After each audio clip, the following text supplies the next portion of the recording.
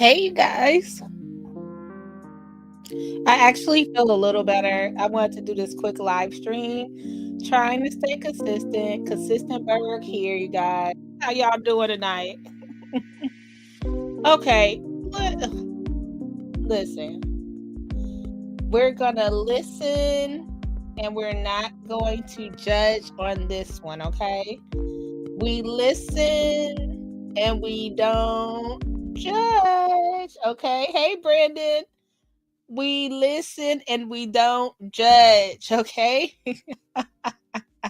Now, this may be hard. So, let me tell you guys a little story that happened to me, which is why I want to cover this story. This was about 3 or 4 days ago. I was at the Dunkin' Donuts here in Dalton, and I went to get my coffee, and I was in the drive-thru, and it was a young man standing outside the drive-thru. Like nowadays, that's what they're doing. Like they stand outside the drive-thru, you drive up, put your order in, then you go to the next thing, and there's somebody asking for a contribution or to get something to eat, something like that. A lot of people don't mind getting something, giving somebody something to eat, or something like that in that scenario. But this instance, they were asking for cash. So I get to the line, and the line is really long. So he's asking everybody. He gets to me and he says, "Hey, do you have any change?" I said, "No, but are you hungry?" And he said, "No." And he said, "I just need some change to get the bus." And I said, "Oh, I'm sorry, I don't have no change." I didn't. I don't have no change. So he was like, "I got cash out." No, no, not you got cash out. Like, and I'm sorry, back in the day, it probably would have been okay, like for somebody to be like, "Hey, could you Zelle me $5 or cash at me $5?" But this day and age, you cannot trust anything like that when someone's talking about they got cash up and they want to tap. Maybe before the tap, but the tapping is something crazy. And we've been hearing about that going around. It was this young lady in Atlanta, like she was trying to buy some water one time and they took like $1,000 out her account. So this is still going on, and it's really big in the holidays. And this is usually people downtown and on the north side, I have to say, that got. So back to my story. He was like, "I got Cash App. You could just tap your phone." No, sir. No, sir. Now, do you want this sausage and egg biscuit? Like, what do you want? Like, I'm not tapping my phone. So he didn't want that, and he moved to the next one. So it just made me think like how easy it is to tell someone to tap your phone. So let's go into this story. This young lady, she lost 45 grand. 45. 45. FO. 45,000 big ones. Let's get into her story. With the last holiday shopping weekend about to kick off, there's a warning tonight about a scam that has circled the city. Yeah, WGN Investigates has followed it for the last year. A tap and pay scam that could cost you thousands of dollars. WGN's Lourdes Duarte introduces you to the latest victim. What makes this scam so concerning is that banks are tightening their belts and initially refusing to refund the dollars lost. The woman you're about to meet thought she was donating just $10 to students on the South Side. So imagine her face when she saw $45,000 in charges.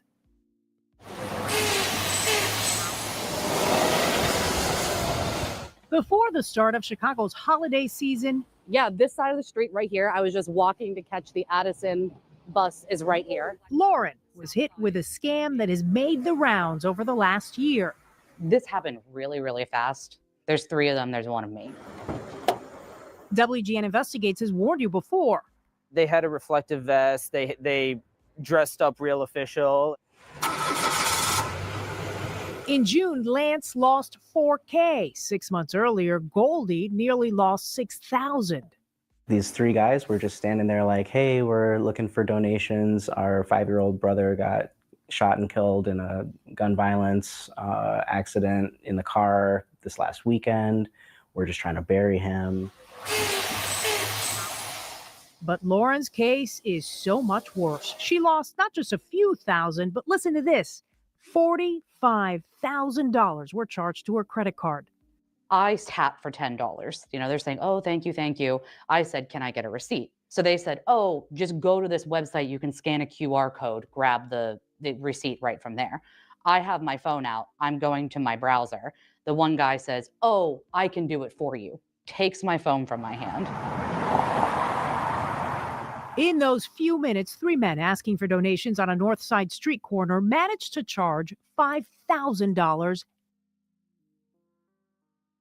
Okay. We listen, we don't judge. Hey, Scott. Okay. First of all, I'm mad at her bank.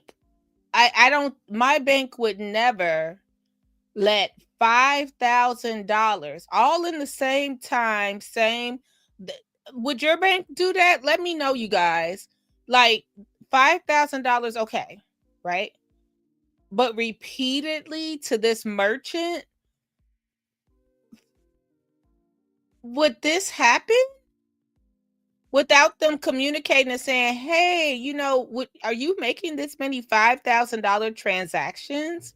I would be livid at my bank. 9 times. Lauren says they couldn't have been nicer, though. They gave her the phone, no receipt, and then walked off. It wasn't until later that day when she looked at her bank app that she found the pending transactions. I'm genuinely shocked to the point that I think. And I'm just going to what Brandon said. Brandon says the bank should call you to verify the charger. Like, my bank alerts me like, hey, you just spent $12 at Chipotle. You know what I mean? Like, and your balance is now this. Maybe it's the settings. This is a good time to have the settings on your phone for something like that. I like to have that setting. Like, hey, was this you at Amazon.com? I like to have that on my phone. Let me know if you guys do. But $5,000 is such a big number and I do like pop-up shops and fairs. And even if I'm doing like closet consultations and things of that nature, where someone has to pay me via my phone, like tap my phone, sometimes right then, if it's too big of a charge, like a comma in it, they'll reject the payment or hold the payment for a second. And then I'll hear my client, their bank will be like, hey, or it'll be like, did you get something from Burgundy Blue? Like, I don't understand why they would let this go through 9 times. That it's a mistake. For the first 20 minutes, I'm like, oh my God, no one could possibly do this. What came next may be even tougher to take. Despite a police report and the bank going over her allotted credit limit, Bank of America denied her fraud claim. My brain just could not wrap around that denial. I was beside myself. I called my parents immediately. I'm sitting here thinking like my life is over. This is $45,000. A lot of money, but a familiar trend, with banks becoming less likely to give up refunds. In 2024, $12.5 billion has been reported stolen from customers' accounts out of banks. That's $12.5 billion. If banks had to give all that money back, I think they'd have a problem. Consumer rights attorney Larry Smith says people do have some recourse, though, through the Electronic Funds Transfer Act, which went into effect in the late 70s, but has really been instrumental over the last few years as scams have ramped up. Under this law, the banks have the burden of proving that that their customer authorized the transaction. And if they can't prove that, then they have to refund that person their money. He says you have to act quickly, report the fraud to police and the bank, and if all else fails, find a consumer rights attorney. For Lauren, it meant turning to WGN Investigates. But even before we could step in, a lot of damage had been done. My credit score is absolutely tanked because of it, because not only it's a lot of money and they went over the limit on a card. So I'm sitting here, my credit score is down 200 points. 2 days after our team reached out to the bank, Lauren was told the money would be refunded. All she hopes now is that her story warns others about the scale of these scams. and it's going to get worse. I mean, as we're cutting like benefits programs, as things like that are falling, like desperate people will do desperate things. In the end, Bank of America took another look at the case and fully refunded the $45,000. They should have, because they went over the limit. Like, if we're looking at this, I think her statement said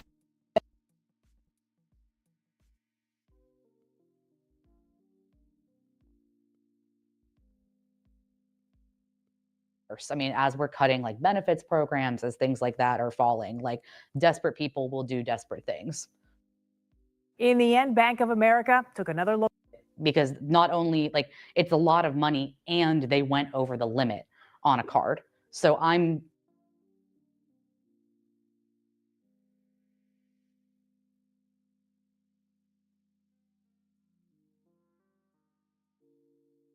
oh, sorry guys, I didn't know I was muted.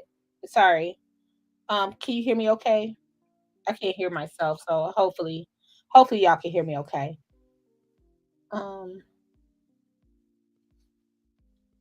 There we go. Her credit limit was 28,000. Her credit line. They went over 45,000. Are you kidding me? Are you kidding me? Then they gave her a late payment, and she had to pay $2,000 and something dollars. This is crazy. They should have. Okay, you guys, don't let these people just. And then it's kind of weird now, because now, like back in the day, you used to have a point of sale thing. Now people just can use Cash App. They use Cash App now and just hold their phone out and tap with Cash App. When I saw that, I said, my goodness, like that's probably the worst. Now you could just tap with Cash App. That's scary. If you're not a real merchant, you don't even need an EIN number. You don't need anything like that. It's something crazy, right? So let's go into the next one.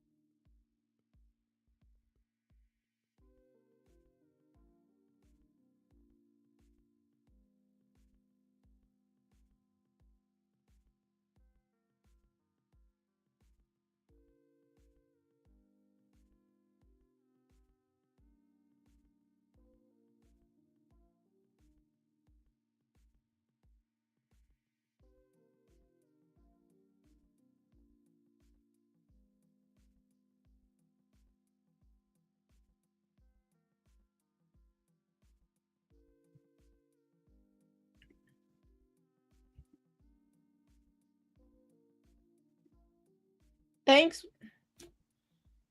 Brandon. I'm having trouble tonight. Thank you so much. Let's see. Yeah, okay, now it went out. Okay, so basically they're saying that the NFC, the tap now is causing problems all over. So make sure you get a wallet that protects, like even some people put foil around their wallet, or a sheet of foil in their wallet now, that protects the tapping part of your card, because people are like bumping into you and they have like their Cash App open.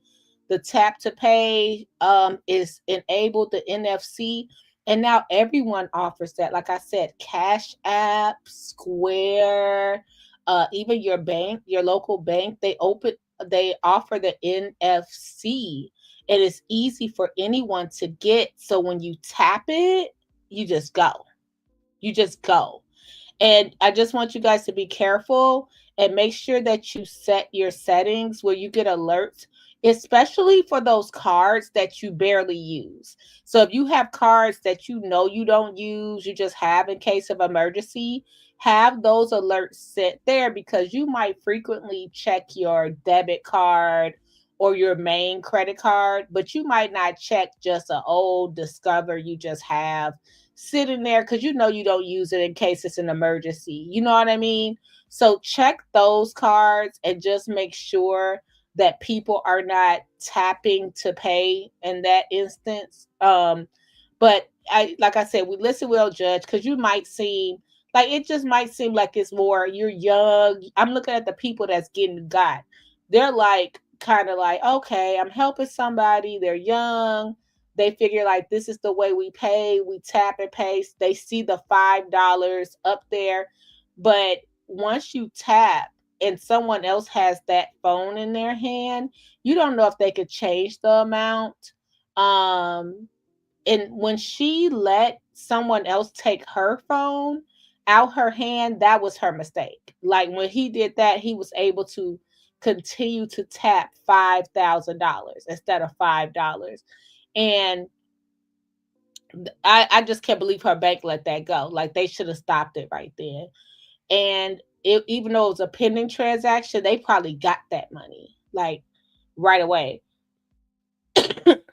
And it's so weird because I remember being at this festival, and when I got the okay that I could use like a Cash App for like for people to pay that way, which I wouldn't, because the rate they take out of the fees is just too much for me. But when I found out you could do that, I said, oh my goodness, I said, people are really going to be using this. And it's just like no protocol. You just go on there, you use it. You don't have to put in your EIN or nothing like that. You just tell people your business and you go about your business. Where back in the day, you had to put in all kind of credentials to get a POS system. You know what I mean? So now it's this NFC, just a tap to go. It's really scary. So that's it, you guys. I just wanted to bring that story out, and I wanted to stay consistent with you guys. Hit the like button. We're not long-winded today. We're just gonna get through the stories. Sorry, your girl gotta get to feeling better. And can I say this? Thanks for supporting me. I want to just thank, especially my day ones. Thanks for supporting me. Thanks for just coming on my channel and hearing what I have to say. You don't have to do that. And I just appreciate you. I really do. I just want you guys to know that. And you hear my sound going out. So sorry about that, y'all. We can't be long-winded. Can I be recognized, Mayor?